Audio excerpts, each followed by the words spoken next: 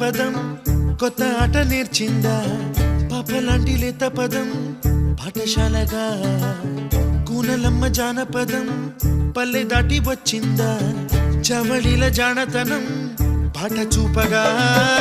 కుంచెలో దాగే చిత్రాలు ఎదురొచ్చేలా